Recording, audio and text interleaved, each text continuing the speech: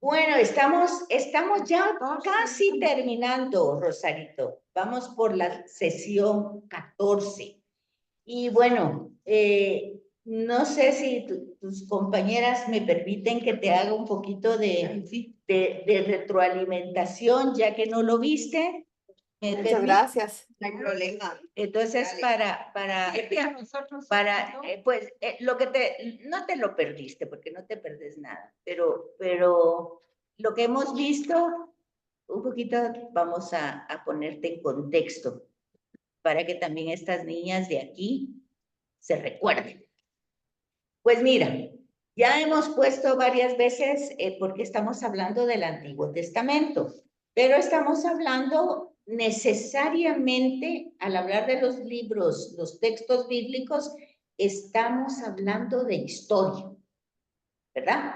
Y a veces no nos gusta mucho la historia por las fechas y por todas estas cosas, pero es muy importante el contexto histórico para comprender un texto. Entonces, cuando nosotros tenemos el texto que nos acercamos a la Biblia, tenemos que comprender necesariamente en qué momento de la historia se escribió para acercarnos un poquito a los destinatarios que estaban escuchando ese mensaje y nosotros, desde ya una época pues muy remota como la que tenemos ahora, podamos comprender y de alguna manera aplicar el texto a nuestra vida, ¿verdad? Entonces, hemos ido viendo distintos, bueno, yo solo vi que no estuviste la semana pasada, que fue esto, pero anteriormente vimos los profetas de cuando regresaron del exilio. ¿Eso sí lo Ah, sí, viste? eso sí lo vi.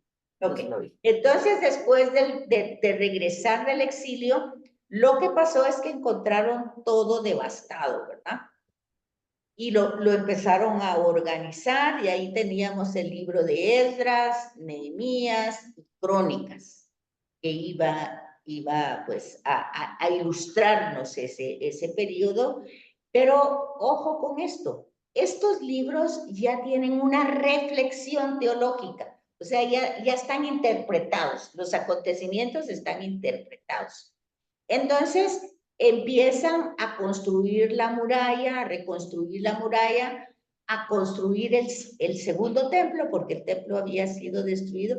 Y es muy importante, pero que mucho, muy importante, entender lo que pasó con el exilio a Babilonia. No solo pasó que se fueron, pasó que fue la gran crisis de fe de todo el pueblo. Porque acuérdense ustedes de que Dios había prometido todo eso y ya lo tenían.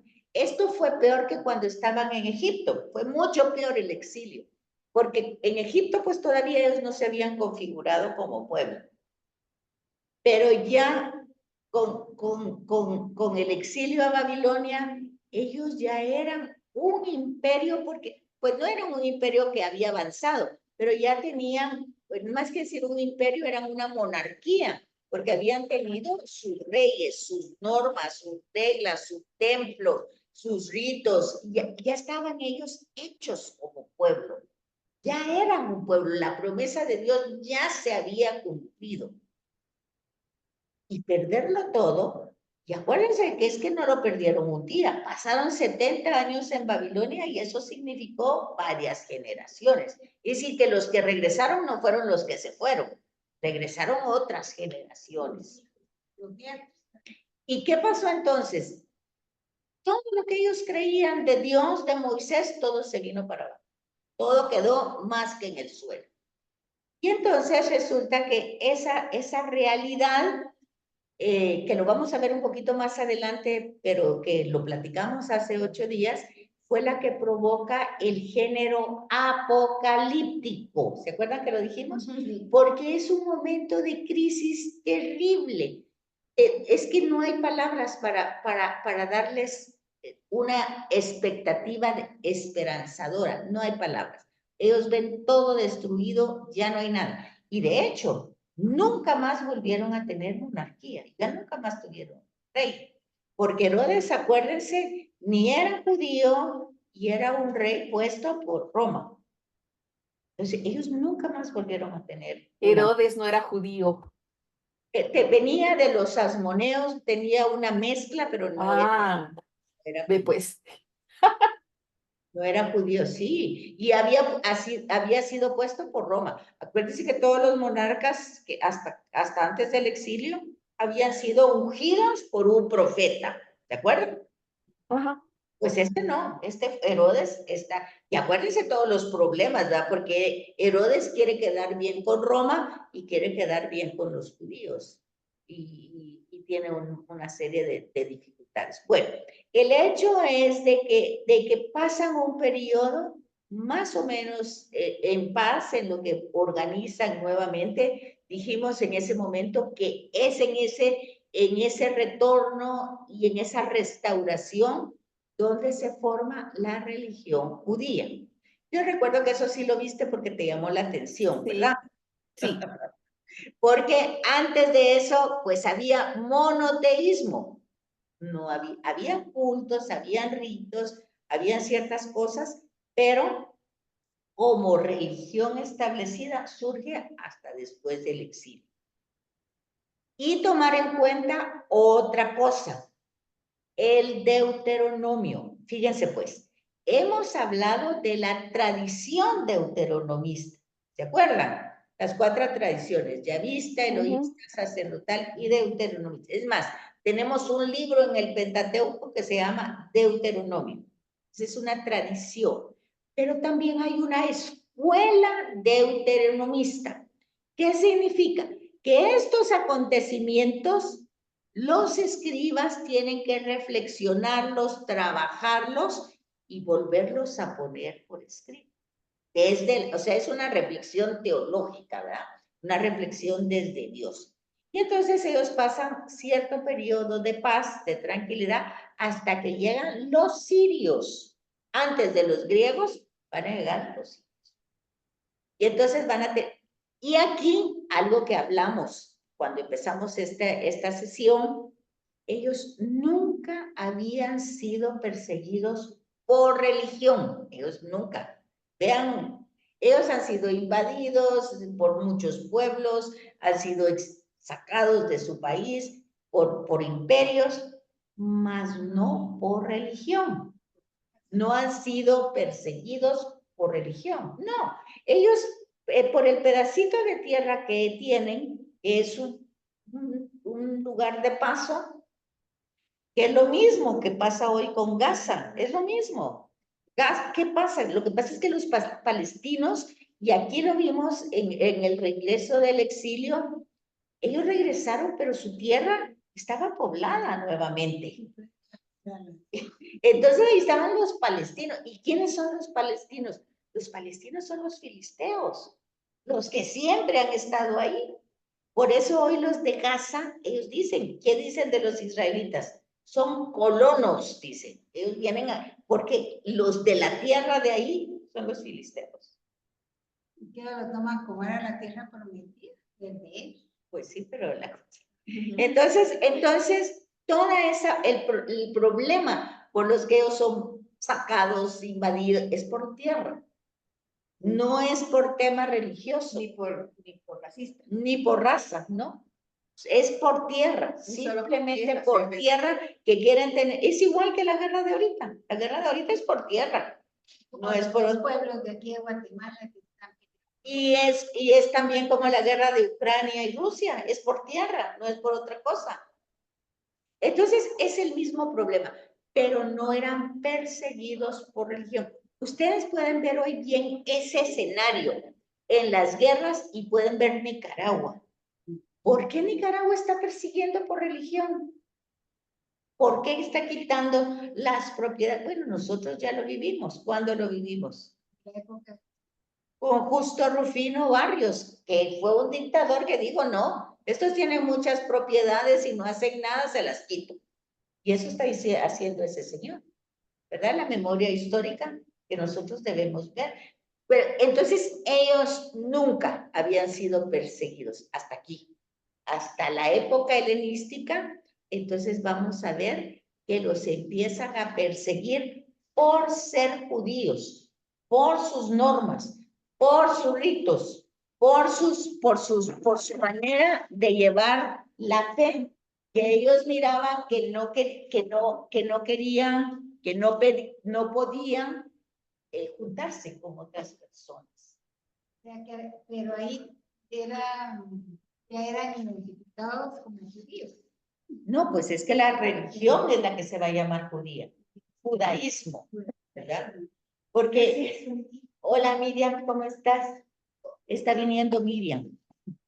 Y entonces, hazte más para acá. Bueno, entonces fíjense que viene ya, tenemos que ver esas diferencias. Con la época griega ya empieza la persecución por religión. Si ustedes piensan un poquito, se van a dar cuenta que con los romanos pasaba lo mismo.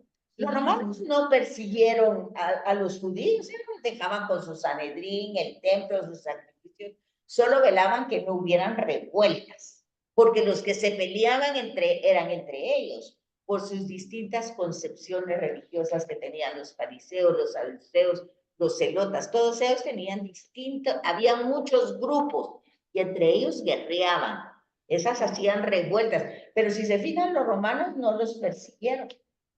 Hasta Nerón, en el año 70, pero fíjense bien, no persigue al judaísmo, persigue al cristianismo. Entonces, todo eso lo tienen que, en el año 70, sí. Entonces, todo eso se tienen que fijar ustedes para comprender el texto. Pero ahí sí persiguen al cristianismo, no a las tierras. Nerón. Nerón. Pero eso fue hasta el año 70. Después de Cristo. Pero antes de Cristo. Nerón siempre era una persona. Pero es que aquí empezó, pero los romanos no persiguieron a los judíos, es lo que estoy diciendo, por su religión. Ellos invadieron la tierra, los romanos eran un imperio que invadió, sí, y Roma fue un imperio que invadió casi toda Europa, parte de África y parte de Asia, y ahí estaba Israel, y ahí estaba Roma, en la tierra. Pero los judíos seguían con su religión, con su templo, con sus sacrificios, y ellos no les impidieron ni se metieron con ellos. Pero fueron llamados también cristianos. No, ellos son judíos hasta hoy. Pero los romanos persiguieron al cristianismo, pero no al judaísmo. No a los judíos. O sea, ya cuando ellos en el 70 destruyeron el templo, pero no estaban persiguiendo directamente a los judíos, perseguían a la secta cristiana, porque todavía no estaba formada. Secta cristiana, sí, porque acababa de empezar. Sí, empezaba como movimiento, ¿verdad? Todo eso lo tenemos que tener bien claro, que es la parte histórica. Entonces, aquí se los va a explicar de otra manera. Dice, el periodo que va desde el retorno del destierro babilónico hasta las guerras con Roma, de lo que estamos explicando ahorita, acarrió a Israel nuevos problemas para ser fiel a su fe y a sus tradiciones. ¿Por qué? Porque estos sí ya imponían. Por ejemplo, el César, ya Nerón, imponía que lo adoraran a él como Dios. Y lo mismo va a pasar con Alejandro Magno, ¿verdad? Entonces estos ya, ellos quieren, ya hay una persona ahí que es la divina, que hay que darle un culto. Y quienes se resisten a eso son los cristianos, ¿verdad? Y entonces aquí dice, no era como antes la tentación de asimilar costumbres, que era lo que les pasaba a ellos antes. A ellos les llamaba la atención las costumbres que tenían los cananeos para la fertilidad, sus profetas con Baal, ahí les llamaba, era una tentación el ver sus costumbres, los de otros pueblos. Ahora, los gobernantes que invaden Palestina trataron de imponer su religión pagana. ¿Sí captan? Sí. Muy bien. ¿Qué más? Entonces, por ejemplo, cuando todavía no se llamaban cristianos, la división, ¿cómo era? Eran los judíos, ¿y qué? Eran los judíos. Eran los judíos, es que pregunta aquí Mati, bueno, entonces, ¿cuándo empezó a ser una religión? Bueno, hasta 3 siglos después con Constantino, porque antes de Constantino todo ese tiempo fue un periodo de persecución, nunca fue una religión. La religión fue cuando Constantino, que era el emperador romano, él viene y pone, pues, él se convierte, y al convertirse en el cristianismo, pues todo su estado se convierte. Pero hasta ahí, antes de ahí, el cristianismo pues es un movimiento de comunidades que cada uno tiene, pues esas comunidades todavía existen muchas, en Egipto, en Turquía, incluso en Rusia, o sea, el movimiento se expandió por todos lados y forman comunidades. Por eso fíjense ustedes que la palabra católico quiere decir universal, pero no podemos pensar que solo es católico occidente. También hay católicos en Oriente, y tienen otra expresión religiosa, porque son diferentes culturas. Entonces, por ejemplo, nosotros vamos a ir, digamos, al África y vamos a encontrar que hay comunidades primitivas desde este periodo de Jesús, pero su expresión litúrgica es diferente a la nuestra, y aunque llegan sacerdotes de Occidente para allá, el rito litúrgico es diferente. Son católicos, hacen su Eucaristía, pero su Eucaristía es distinta a la nuestra. Tienen como Tienen otro rito, los ritos tienen nombre, entonces ellos tienen otro rito. Entonces, lo que tenemos que ver en cada estos momentos, estamos en el año 538 al 33 antes de Cristo, y entonces aquí estamos regresando otra vez un poquito al regreso del exilio. Entonces dice, Ciro, el rey persa, que había conquistado Babilonia, o sea, ya Babilonia perdió el poder, ahora es Persia, y el rey es Ciro, dio libertad a los judíos para que regresaran a su tierra en el año 538. La repatriación fue repatriación. El inspirado liderazgo de Esdras, ya hablamos de Esdras y hablamos de Nehemías, la construcción del segundo templo y la reedificación de los muros, de las murallas de Jerusalén, y el establecimiento del Sanedrín. Mire, entonces, en este periodo, después de que regresan, pues se va a establecer por primera vez, ya organizado, pues los sumos sacerdotes y toda la corte de sacerdotes. Acuérdense que el sumo sacerdote era uno, pero que habían 72 sacerdotes que formaban el Sanedrín. Eso es lo que encuentra Jesús. Pero fíjense que eso que encuentra Jesús está empezando aquí, en este periodo, después de que regresan del exilio, porque se forma la religión judía. Y se establece ese muro y se vuelve a edificar el templo que había sido destruido. Entonces dice todo eso, marcaron el comienzo del judaísmo bajo un protectorado persa. O sea que el imperio persa no los persiguió, los dejó ahí tranquilos, los ayudó y fue moderado, no fue que les dio de todo, pero ahí fueron ellos trabajando porque eran tolerantes, los persas eran tolerantes y que dejaban a los judíos con bastante libertad. Entonces, hasta aquí con los persas no hay persecución religiosa. ¿Vamos? Sí. Okay. Pero ahora vienen los griegos. 333 al 167 antes de Cristo. Este cambio político que se produjo en la región también produjo cambios en la situación que vivieron los judíos para hacerlos renunciar de su religión. Miren que la religión no tenía mucho tiempo, tal vez 100 años, porque del 538 y ahora 333, como 150 años. Pero ahora, entonces resulta que se imponían ya religiosamente. Sí captan que la persecución ahora es por otra razón. Ya no es solo invadir y el territorio, ahora hay un elemento más. ¿Sí lo captan? ¿Sí, sí? ¿O no? ¿No?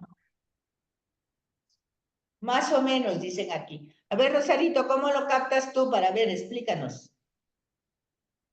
Primero estaban, bueno, empecemos desde que se los llevaron los babilonios al exilio y después lograron regresar cuando estaban los persas. Muy bien. Los persas fueron tolerantes y dejaron que la religión judía siguiera.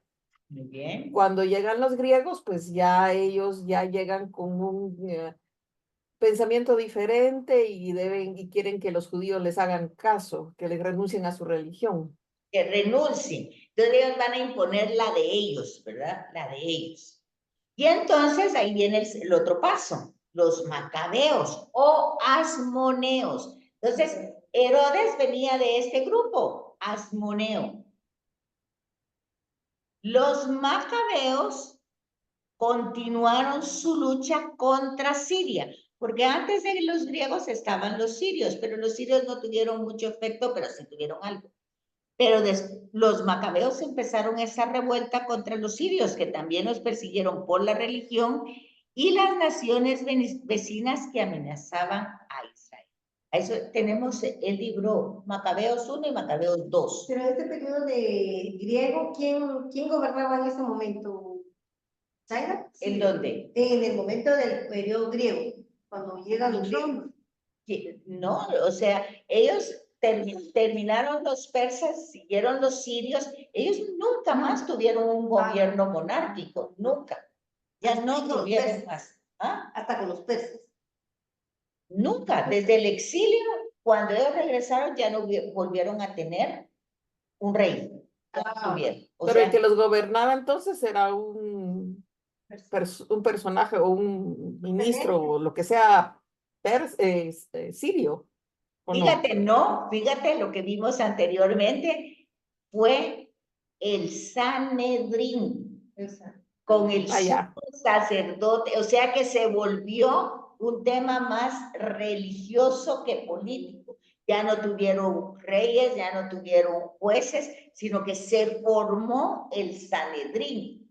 Entonces eso fue la fuerza mayor. Por eso en el tiempo de Jesús ustedes ven que el Sanedrín tenía todo el poder, y ellos no querían hacer nada que contradijera la ley porque ellos sabían que no podían matar a nadie, pero sabían que Roma mataba a quien sea, pues grandes matones. Entonces, es que miren cómo se van entendiendo. Si ustedes van entendiendo el contexto histórico, ustedes van entendiendo la trama del relato bíblico.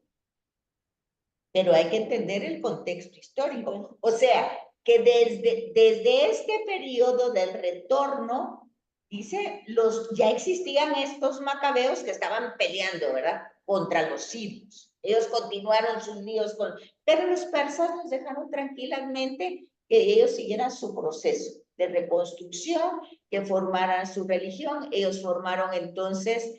Ahí hay que leer un poco a Esdras y a Nehemías, que encuentran el rollo cuando están queriendo reconstruir el templo, y eso les da una gran esperanza. Y entonces ellos con toda la ilusión empiezan a reconstruir, pero recordarse que se había quedado parte del pueblo pobre, digamos, en Palestina, y los otros se habían ido al exilio, pero también la parte del norte, porque estamos hablando de la parte sur. La parte del norte empezó a desplazarse, ¿verdad? Entonces, cuando ellos regresaban, estaba habitado.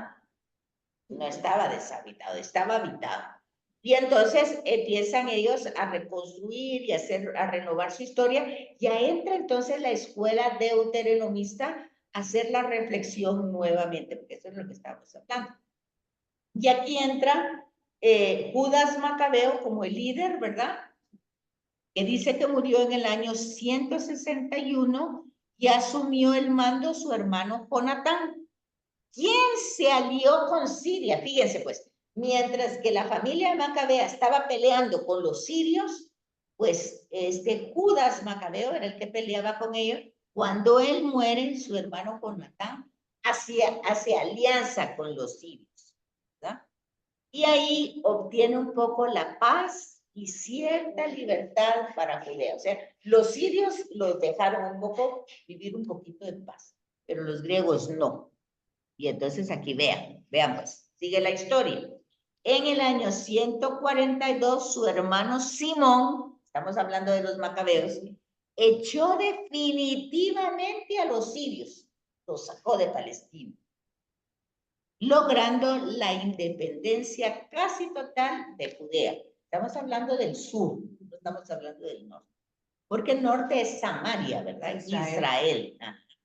Siguieron unos años de independencia durante los cuales los asmoneos, vean de dónde eran los asmoneos, eran descendientes de la familia Macabea, porque dice, son descendientes de Simón. ¿Y quién era Simón? El hermano. Hermano, ¿Cómo? Un macabeo. Sí, Simón Macabeo. Era hermano aquí lo tenemos atrás, miren. Ahí.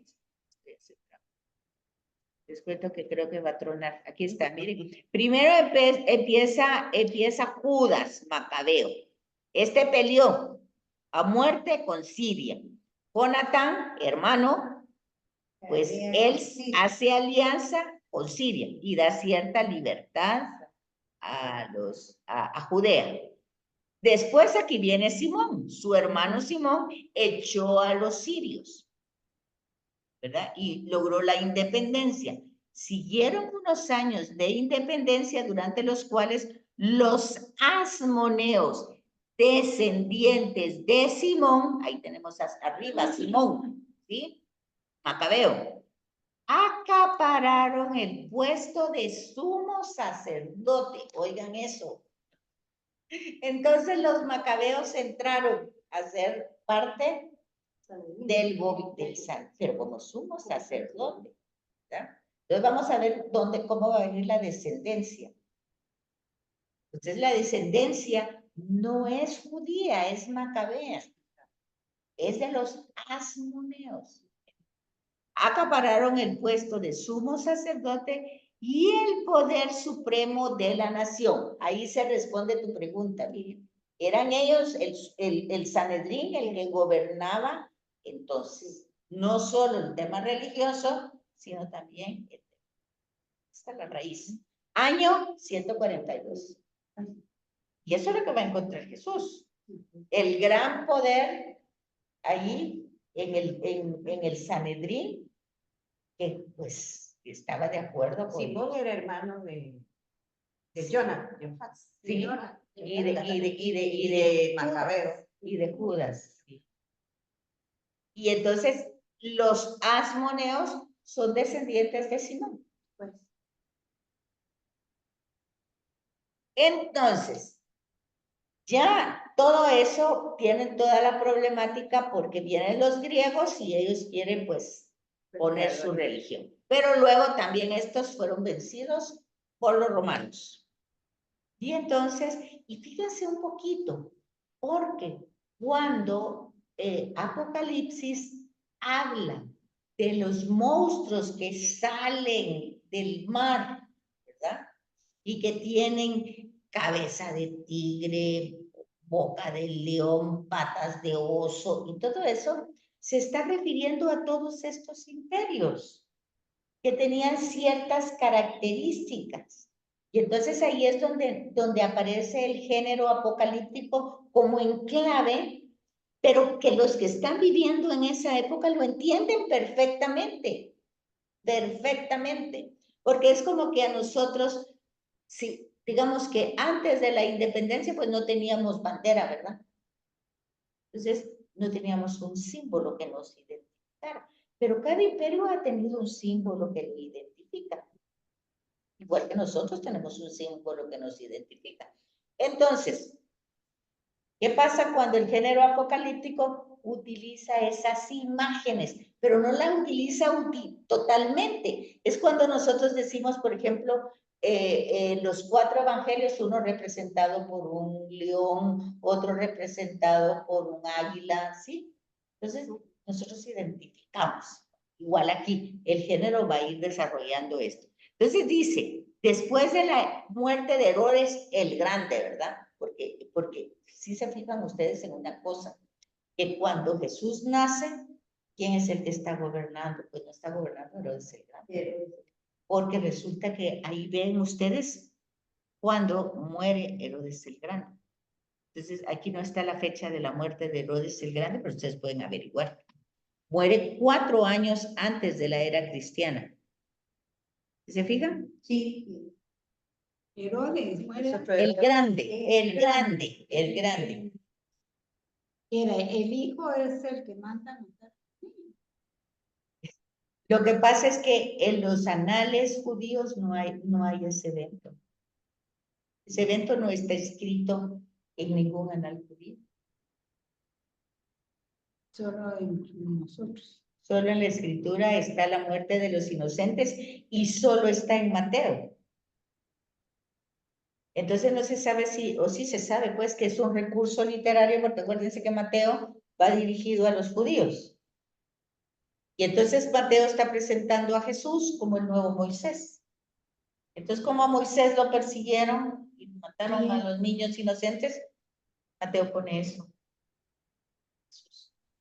Pero Herodes el Grande, si Jesús nace con Herodes el Grande, cuando Herodes el Grande está vivo, Jesús no nació en el año 0. Porque Herodes el Grande muere 4 años antes del año 0. Entonces, o es otro Herodes, o Jesús no nace en el año 0, sino que nace antes, cuando estaba Herodes. Entonces, el punto es que después de la muerte de Herodes, el yugo romano se hizo cada vez más pesado, provocando rebeliones de guerras internas. En el año 70 después de Cristo, Tito, un emperador, aplasta todas las sublevaciones judías que estaban provocadas por los celotas. Los celotas eran como guerrilleros que querían la libertad. Entonces, fíjense, pues es lo que estamos hablando ahorita. Ahí vimos el aspecto o el contexto histórico, pero ahora tenemos que fijarnos en el aspecto o el contexto literario. Entonces, la galopante expansión militar de Alejandro Magno, estamos otra vez yéndonos de regreso, ¿verdad? Porque nos estamos siguiendo con los griegos. La expansión de Alejandro favoreció la propagación de la cultura griega. Sí, porque antes, o sea que lo que pasó con los griegos fue que como que le fue abriendo camino a los romanos, porque mientras los romanos estaban en Europa, estos estaban en la parte oriental, pero como luego Roma se vino para esta parte, ya los griegos habían más o menos ampliado el territorio. Entonces dice, el judaísmo entró en contacto con la cultura griega y el pensamiento griego dejó huella en la Biblia. A tal punto, decíamos cuando vimos esto, que aunque Jesús no hubiera hablado griego, sino que predicó en arameo o en hebreo, ese evangelio... ¿Será que de veras no hablaba griego? Si todos hablaban diferentes, como 2 o 3 idiomas para comunicarse. Seguramente, pero no lo hablaba, digamos, que como para decir que le predicó al pueblo, porque acordate que era el pueblo pobre al que le predicaba. Ah, ya, sí. Pero no le iba a predicar en una lengua extranjera. Lo más seguro es que él predicó en arameo. Ya. Pero los evangelios están escritos en griego. Y posiblemente sí hablaba pues un poco de la lengua romana, porque acuérdense que el evangelio dice que habló con Pilato, ¿verdad? Sí. No fue en señas, creo yo, ¿verdad? Porque ahí dice lo que dijo. Sí. Entonces, yo creo que hablaba un poco hablaba en arameos como lengua materna, luego hebreo, porque lo tuvo que estudiar para estudiar la Torá, y seguramente entre el latín, porque uno caminando así por todos lados va aprendiendo palabritas. O sea, dice Jesús seguramente el latín un poquito Ahora el griego pues no dice nada que haya tenido contacto. Dice que tiene contacto con una mujer fenicia, que es otro idioma también, y que le habla, ¿verdad? Entonces, pero ahí entran, como tú muy bien dices, muchos idiomas, pero son idiomas hasta ciertamente parecidos, porque tienen la misma raíz. Entonces, pero lo que estamos viendo aquí es lo que entra gran influencia a la escritura bíblica es el griego. A tal punto que en los 70, pues se escribe toda la Biblia, Antiguo Testamento y Nuevo Testamento en griego. Un año antes de Cristo. Bueno, entonces fíjate que ese es un buen punto. Mira esto. La traducción de la Biblia al griego por los 70 en los siglos 2 y 1 antes de Cristo. Bueno, a ver qué escritura leyó Jesús. Si la hebrea o esta traducción de los 70. Aquí se dan cuenta cómo la misma Biblia ha enseñado a leer a mucha gente. E incluso idiomas. Bueno, ¿cómo influyó la cultura griega en los escritos? Hay algunos libros proféticos, todavía como el de Zacarías, que se escribió durante la época de Alejandro Magno. Entonces quiere decir que no toda la escritura fue desde el principio, fueron muy cerca, habían como quien dice, textos salidos del horno, ¿verdad? En el tiempo de Jesús. Por ejemplo, Zacarías. Dice que luego la literatura sapiencial, en cambio, produjo varias obras, también entre los años 250 a 190 antes de Cristo. ¿Qué libros? El Eclesiástico o Cogelet, el Eclesiastés o Cogelet y el Eclesiástico o Siráside. En ese momento, Rosarito, explicamos que estos libros no entraron originalmente en el canon católico o en el canon bíblico. Y entonces son los libros que no tienen los protestantes. ¿Se recuerdan que hablamos de eso? ¿Por qué? Porque estaban escritos en griego. Y luego vemos el libro de los Macabeos, que también fueron escritos en griego, tampoco son aceptados. Fueron aceptados en un segundo momento. Son dos obras independientes que hablan del mismo acontecimiento, pero con estilos e intenciones muy diversas del otro. El primer libro se aproxima a ser una crónica objetiva y moderada de la lucha que sostenían con el pueblo judío en el siglo II para ser fiel a su identidad nacional. Aquí vieron, entonces ya están hablando de su cultura, de su raza. Identidad nacional, un libro de Macabeos. El autor del segundo libro explica su intención al redactar su libro, componer una obra de divulgación resumiendo las peripecias de Israel en ese periodo. O sea, hay uno que quiere evidenciar la parte fiel, ¿verdad? Para mantener su religión judía. Y la otra es como una crónica que cuenta todas las, como epopeyas, leyendas de todo lo que ellos han hecho en ese libro. Luego entran estos otros libros de Judith y Esther. Dice que el entusiasmo por la epopeya, entonces el género literario es epopeya. Ya vimos que está en Macabeos 2. Macabeos 1, pues no, tiene una narrativa con la intención de ver cómo el pueblo era fiel a su religión. Ahora Macabeos 2 tenía como la epopeya. Entonces dice que el entusiasmo de esas epopeyas de Macabeos llevó al nacimiento de historias como las de Judith y de Esther, que también forman parte de los deuterocanónicos, porque están escritos en griegos y son muy cercanas al tiempo de Jesús. Ambos libros contienen narraciones de hechos heroicos, pero situaron los acontecimientos en épocas diferentes del momento que se vive. ¿Qué quiere decir eso?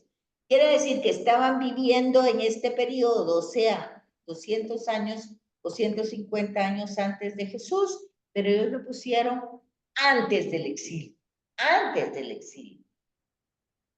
Cuando pusieron el escenario de los acontecimientos, no fueron fiel a la época, sino que se fueron mucho más atrás. O sea, pusieron el escenario en otro momento histórico, en otro momento histórico.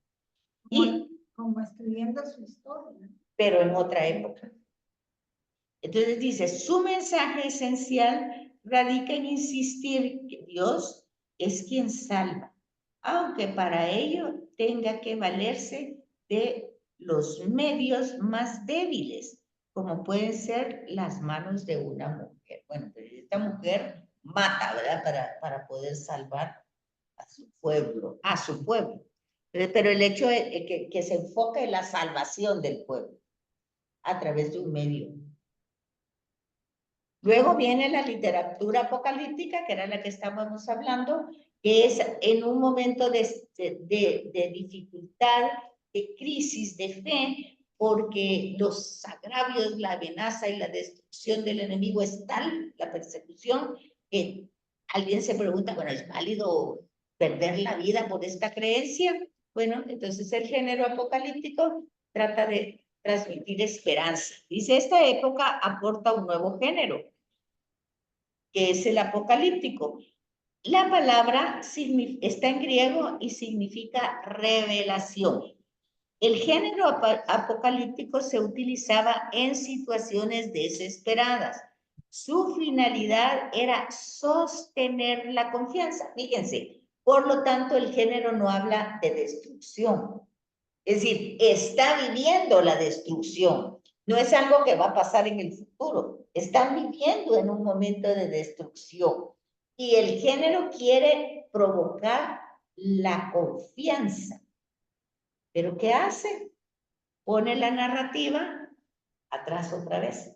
O sea que lo que él cuenta como visión que está viendo, resulta que está pasando. La visión la está viviendo porque son los acontecimientos, pero él lo presenta como algo que el ángel está anunciando y es una visión que le viene del cielo porque él se pone en un periodo atrás. No se pone en la época en que están sucediendo las desgracias y las persecuciones, sino que se pone 2 o 3 siglos atrás. ¿Él está narrando esos siglos como consecuencia de lo que está pasando? No. No, él está narrando, él utiliza esta estrategia literaria como para hacerle ver al lector que esto que está pasando no se sale de las manos de Dios, que él lo está viendo y que lo único que les pide es ser fieles, mantenerse firmes. Pero él está en esa época, él no está teniendo una visión, ese es ese género. Por lo tanto, cuando la gente dice que el apocalipsis es la destrucción, el anuncio de cosas que van a pasar, pues es que no entiende el género. ¿Sí, captan? Es un poquito interpretación difícil. que la gente hace del momento, no sin base en la... Sí, porque a pesar de las persecuciones y todo lo que estaban viviendo, empieza a escribir del exilio. Desde antes del Desde exilio. antes, desde antes del exilio. Antes del exilio. Porque Pero son visiones que él mira. él está viendo esas visiones, las está viendo porque están pasando, él está en ese tiempo. Ajá, está en ese tiempo. Pero él para escribir hace entender a su lector que él está en otra época y que esas visiones vienen del cielo. ¿Por qué hace eso? Para que el lector entienda de que para Dios no se le escapa nada de las manos y que está dentro, pero lo único que él pide y que quiere el género es que tenga paciencia, perseverancia para ser fiel. Ese es el mensaje de Apocalipsis. Pero el recurso que utiliza es bien fumado, ¿verdad? Porque había hongos ahí, sembrados. Sí, porque lo que pasa es que no es fácil, eso hasta que uno se mete al estudio va a captar eso, porque uno entiende que el ángel vino y que él vio todo eso, pues es que él no vio, él utiliza los elementos que representan a cada pueblo, a cada imperio que los ha destruido, Y hay una cosa que dice el género, no te preocupes, ese poder es por poco tiempo, porque se acaba. Y viene otro, claro, pero todos se van a ir acabando, y hay uno que es el que se mantiene. Y todo el libro de Apocalipsis es sobre ese pasaje, ¿Ah? antes de Cristo. Sí, el escritor está después de Cristo, Ajá, él sí, sí, vive porque sí, después, la pero escritura no es Juan el apóstol, No. no se sabe. Es alguien que se identifica como Juan, pero Tal vez no sí, es el la apóstol. escuela. Puede ser. Entonces, el hecho es que este personaje vive en ese periodo, Sí, después de Cristo, pero su escrito lo pone en otra época. Eso les dice aquí se los dice anteriormente. Dice, ambos libros contienen narraciones de hechos heroicos, pero situaron los acontecimientos en épocas diferentes del momento en que vivían. O sea, no pueden ser en épocas futuras, aunque se supone que está viendo cosas que van a pasar en el futuro, pero las está viendo, están pasando en el futuro. Sí, Mucha gente piensa que eso es lo que está pasando ahora y que por eso ya se está. Sí, porque ahí se dice, según el Apocalipsis, las tal, señales tal, bueno, pues entonces ya ven por qué se estudia para no tener esas interpretaciones que nada ideas tienen equivocadas. que ver y que el texto no dice nada de eso. Sí, los que más marcan eso son los hermanos separados. Porque leen el texto fundamental. Como ahí dice el texto, así es. Sí, Y no pues, han desde el tiempo, estudiado sí, lo anterior. por todo lo que ha sucedido, eso sí lo matan. Y así te lo dicen. Sí, así le dicen a uno. Sí. Pues para que ustedes... Señales, Bueno, dice, el escritor habla en clave.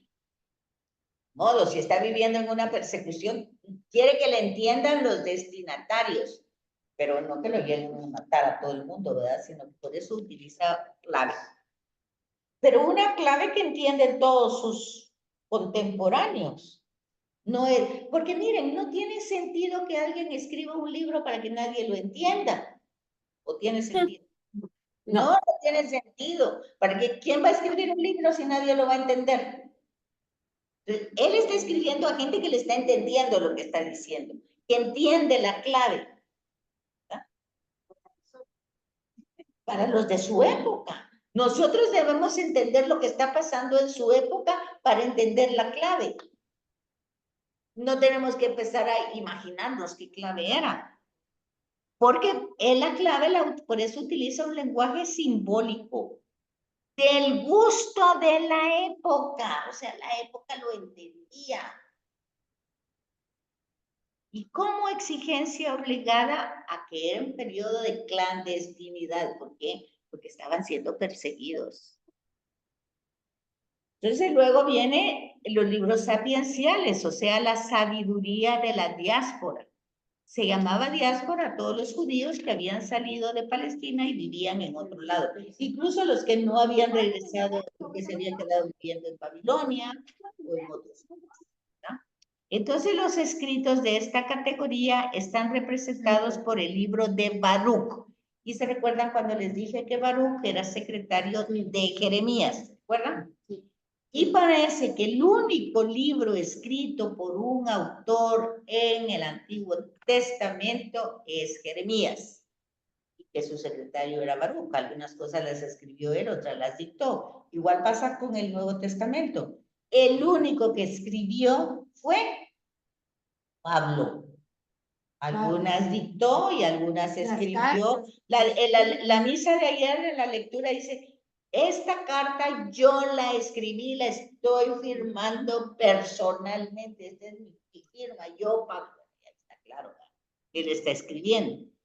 Bueno, entonces, estos libros nos muestran que comenzó a superarse el lejano conflicto entre los judíos y la cultura griega.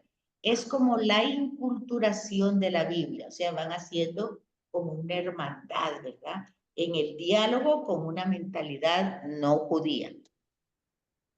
Y en este periodo, miren, se escriben los salmos. Y miren por dónde están, en qué época están. Pero están hasta ese el periodo sapiencial y con influjo griego. Ojo con eso. La versión griega de los 70 llama a este conjunto de 150 cánticos salmoi, que quiere decir salmos. O sea que la palabra viene de los griegos, no de los hebreos. Y algunos códigos le llaman Psalterium.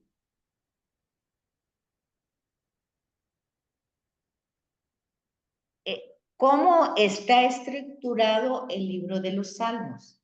A pesar de que lo llamamos libro de los Salmos, en realidad es la agrupación de 5 libros.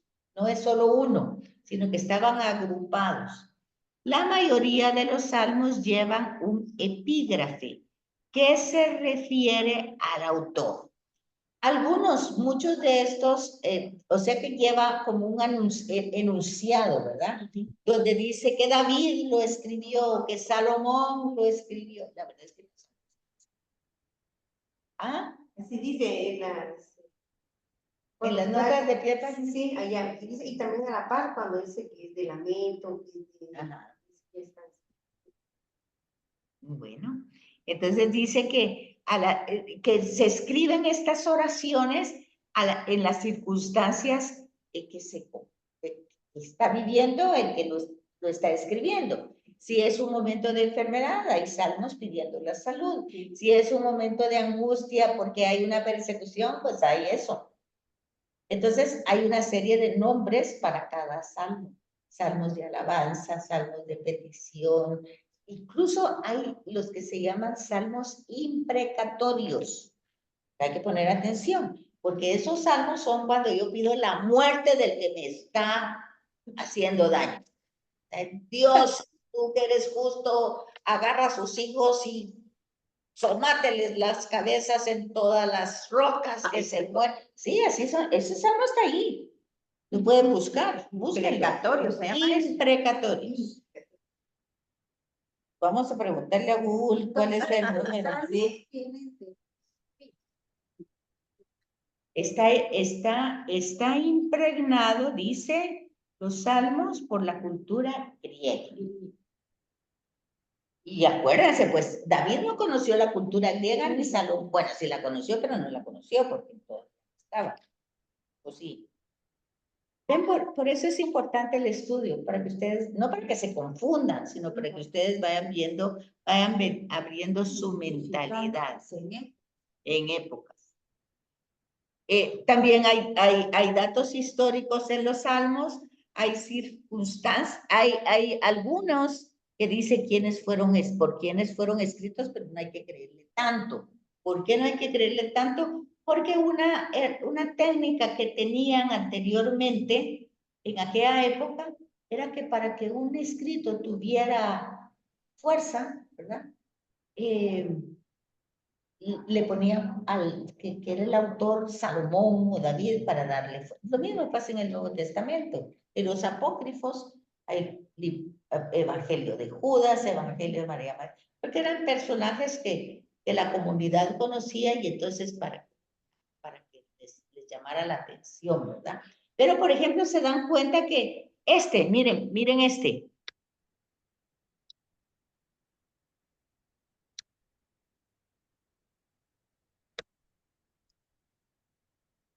Miren, Eclesiastés o Cogelet. Si ustedes entran en el libro, dice, este es el libro que escribió el predicador hijo de David. Así dice en la Biblia, en los primeros versículos. Pónganme atención. ¿Puede ser eso así o no? A ver, búsquenlo, ya está ahí. Los salmos imprecatorios son aquellos que imprecan, invocan juicio, calamidad o maldiciones sobre aquellos percibidos como enemigos de Dios y su pueblo. Los salmos imprecatorios mayores son un montón. Pero miremos el 5, vamos a ver el 5. Salmo 5.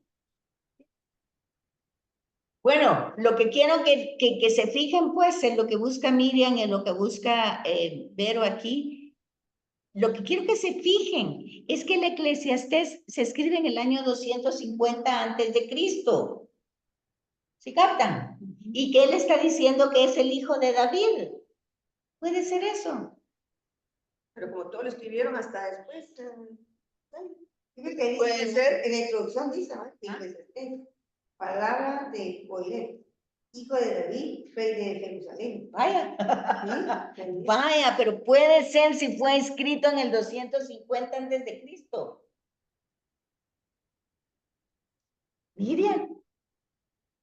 No puede ser, porque David vivió 800 años antes, no puede ser él. Porque era una herramienta, les estoy diciendo, una técnica para que la escrito tuviera importancia y le llamara la atención. El mismo autor lo pone así. Pero miren, ustedes están estudiando que está siendo escrito 250 años antes de Cristo. Y David vivió 800 años antes, no puede ser, no puede ser. Además dice que fue Salomón, porque es el hijo de David. O sea que no de tanto tiempo que... O sea, yo vuelvo a repetirles, este estudio no es para que se les quede en la cabeza, es para que entiendan el texto bíblico. Si ustedes no lo ponen en práctica en el texto bíblico, entonces esto se les va a olvidar. Pero si lo ponen en práctica en el texto, no se les olvida. Que ustedes tienen que fijarse que hay textos que el autor se pone en un periodo anterior y está narrando lo que está pasando porque él vive en este periodo. Ese es un caso. Este es otro caso. Él vive en otro periodo total, pero dice que él es hijo de David, o sea, dice que es Salomón y que está escribiendo Salomón. Uno lee eso y dice, ah, bueno, este libro lo escribió Salomón. No puede ser, porque es en este periodo, 250 años Salomón. Lo mismo pasa con el Pentateuco. Dice que todo lo escribió Moisés. No puede ser, porque vivir, sí. Bueno, ustedes tienen que abrir mucho su mente y darse cuenta. Por eso te lo quise repetirlo, porque yo sé que ellas lo están oyendo como que es la primera vez. Aunque ya lo dije otra vez. Bueno. Ya vimos todo esto, entonces ya vimos esto. Estamos viendo los salmos, estamos viendo la estructura. Llevan esa epígrafe, lo mismo que estamos diciendo, que se refiere al autor, a las circunstancias de su composición, a notas litúrgicas, a datos históricos referente a las circunstancias en que se escribió. ¿Cuándo fue la época en que se compusieron? Esto es importante, estamos hablando de los salmos. Fueron compuestos en tiempos muy diferentes y en circunstancias también diferentes. Que no es un libro que se escribió de una vez, se fueron recopilando. Acuérdense que todos fueron tradiciones orales que luego se pusieron escrito.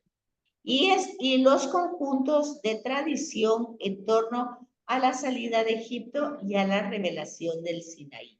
O sea, que estas oraciones fueron tradiciones orales que iban alrededor del periodo en que habían salido de Egipto. Algunos y otros están puestos de la situación que están viviendo. Por eso dice, tiempos diversos y circunstancias diferentes. En la época de David en el Salterio, la época de David en el Salterio es uno de los acontecimientos históricos fundamentales a los que se hace referencia constantemente. Los llamados Salmos del Rey corresponden casi con seguridad a la época de la monarquía. Unos, cuando se habla de la unción y de cosas así. Otros, en cambio, cantan la alegría del retorno del exilio. ¿Se acuerdan que yo les puse aquel canto de Babilonia, verdad? Para que ese obviamente no está contando un periodo de David, sino está contando cuando incluso no están de retorno, sino cuando están en Babilonia. Entonces hay que fijarse en el texto, ¿verdad? Para saber en qué momento fue escrito. Se puede suponer que los salmos que contienen reflexiones en torno a la Torá, o sea, a los primeros libros, son los más tardíos, pues reflejan la piedad del periodo posterior del exilio. Entonces, cuando hablan del Pentateuco o de la Torá, de la ley, nosotros podríamos pensar, eso es del tiempo de Moisés, ¿no? Porque todo eso se destruyó. Son del tiempo posterior, o sea, cuando regresaron del exilio y se volvió a reflexionar la historia desde el principio, que es la escuela deuteronomista. ¿Qué les parece? Quedaron más noqueadas. Hoy Rosarito con la segunda. Hoy Rosarito con la segunda explicación se les perdió. Y se confundieron más. Hoy venían más dormidas. Nos volvemos a querer nuevamente a la hora de idioma, como usted decía, iniciar cada libro para tener otra idea, porque aquí dice, claro, las cuestiones, aquí habla de Job y compara también a Coelet con Job, las falacias y las mentiras, dice, ¿va? Dice, aquí está hablando Miriam y dice que todo esto, pues se les ha dado una orientación desde el principio del curso y es leer la introducción de cada libro y que todo lo que yo estoy diciendo está en la introducción de cada libro, dice Miriam, que no hay pérdida y está ella segura, cada cosa que yo digo ella la está buscando en su vida y dice, sí, aquí está, dice. Es lo que hemos dicho. Entonces, ahora vemos con los autores, que es lo que estamos hablando. Es seguro que los transmisores y con... Oh, bueno, ya se acabó, dice, ya nos están llamando. Ya nos tardamos 10 minutos. Sarito, nos quedamos aquí. Gracias. En el autor número 16. Gracias. Muchas gracias. Vamos a seguir de ahí la próxima vez. Sí. Gracias. No, pero está bonito, ¿no? No, yo creo que Bueno, Hola, papi.